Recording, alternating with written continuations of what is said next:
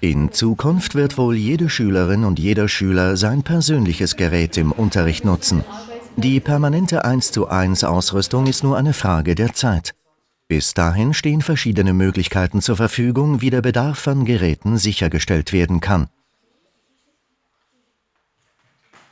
Alors les recommandations de la direction de l'instruction publique vont dans le sens que chaque élève ait un appareil à un moment donné. On appelle ça une disposition 1 à 1. Une bonne connexion stable et rapide assure la connexion de ces appareils à Internet, car les apprenants doivent pouvoir travailler simultanément sur des contenus en ligne. Et ces contenus, ils sont de plus en plus gourmands au niveau de la transmission, comme des vidéos didactiques par exemple. Les élèves doivent pouvoir enregistrer leurs données et les accéder plus tard. C'est pour ça que l'école met en place un espace de stockage suffisant, soit sur un réseau interne, soit en ligne sur le nuage. Unabhängig vom Gerätetyp sind heute 3 Modelle denkbar.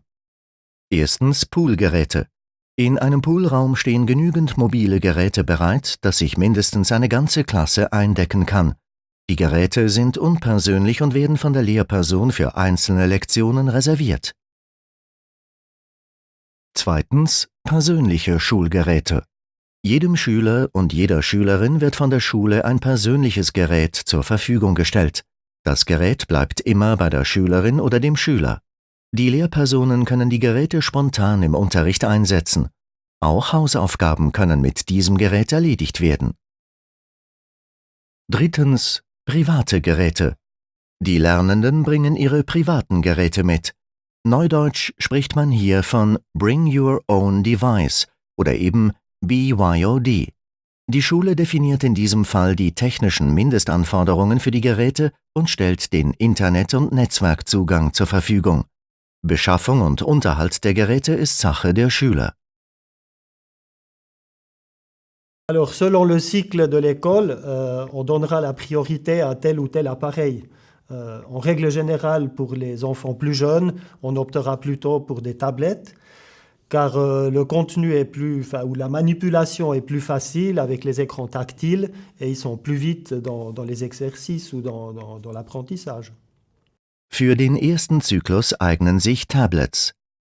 Im zweiten Zyklus kommen Tablets und Notebooks zum Einsatz. Im dritten Zyklus eignen sich Tablets, Notebooks und die persönlichen Endgeräte der Schülerinnen und Schüler.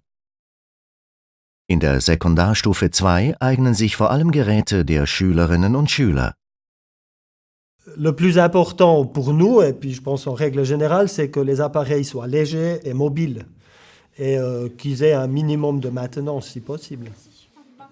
Chromebooks sind sehr günstig und wartungsfrei. Für den Einsatz in der Schule reichen sie ohne weiteres. Im Gegensatz zu normalen Rechnern können auf diesen Geräten keine Programme installiert werden. Das Betriebssystem ist eigentlich ein Browser und alles, was darauf ausgeführt werden soll, läuft auch im Browser. Das heißt, auf diesen Geräten kann alles gemacht werden, was man sonst auch im Browser machen kann. Also beispielsweise die ganze Google Apps Palette benutzen. Notre école, elle a 4 bâtiments physiques, mais une seule plateforme virtuelle.